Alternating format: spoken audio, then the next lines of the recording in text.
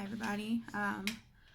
I'm making this video because I finally got the results of my ancestry DNA test, and it was very shocking.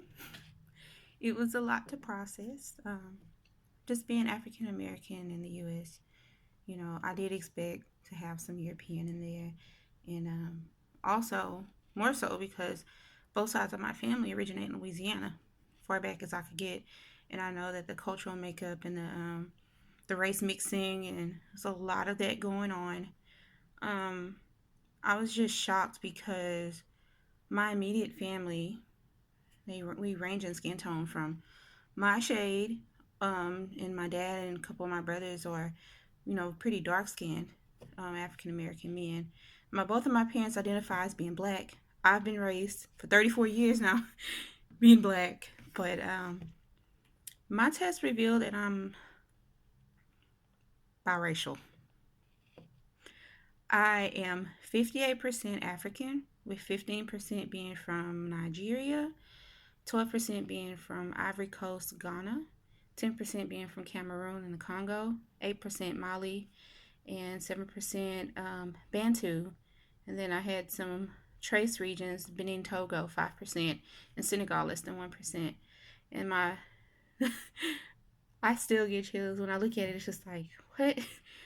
I'm 41% European, and being raised and being treated as an African American woman growing up in Southeast Texas, being told that, you can't play with my daughter because you're black. And I'm a little kid. I having to live with all that stuff.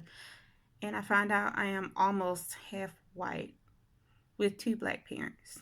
And we don't have any of the typical mixed features: no blonde or sandy colored hair, no different color eyes. Um, Yes, my hair is somewhat curly, but it's not like soft and springy. It's very coarse. There's a lot of work to get it to be tamed today, but it usually blows up until, an afro type. Um, so I was really shocked that I had that much European. That much. That's more than most African Americans have. Um, 31% of my European ancestry comes from Great Britain. So another surprise was that I've always been told, oh, you got French and some Indian and black in you. You're from Louisiana, you're people from Louisiana, so that's your makeup. I have no French. No French. I do have French last names in my family tree, meaning these people either changed their name or they're originally from Britain, went to France, picked up a name, whatever, but they do not originate France. They originate in Great Britain, which looks like Scotland, Wales, England area. It's possible that they could have come from the northern part of France. Looks like that part's encapsulated in the little circle there. I'm also 7% Spanish, from Spain or Portugal. I'm thinking it's Spain because I was told that I had a great grandfather that was a Spaniard man or mixed with Spaniard. So I knew about that. Um, yeah, I keep looking at it going, what? Oh, of course, there's little or no Native American, so that was definitely, common story passed around down south. You mix with Indian, and I'm thinking those people that they thought were Indian are probably mulatto people. I have a lot of that. Both of my grandmothers were mulatto women, mixed.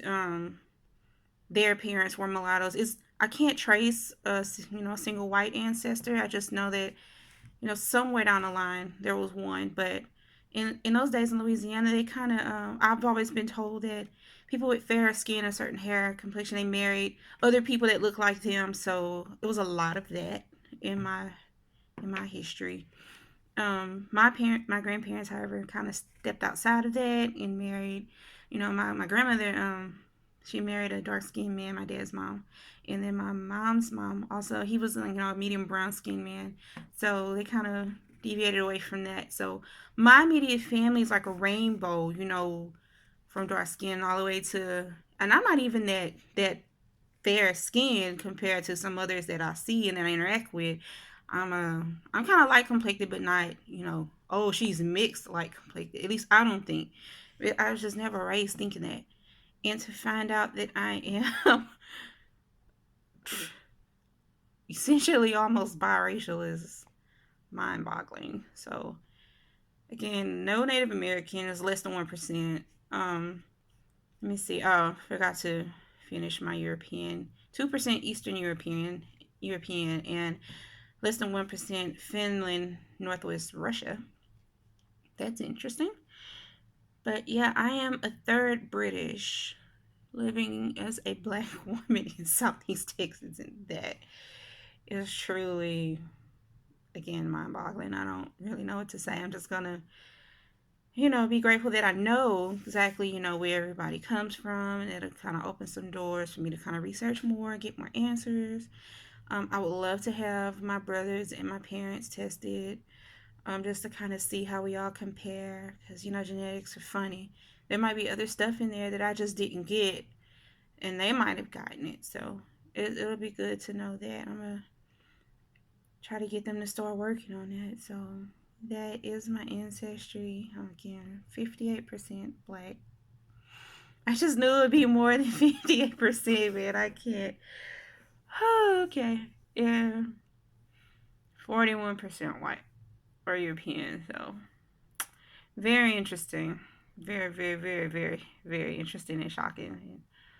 I've had a couple days to process it. First night, I didn't. It just kept replaying on my mind. Oh my gosh. And I was just all over the internet, looking at other people's reveals, seeing if there's anybody else like that, with such a significant European ancestry that they were not aware of.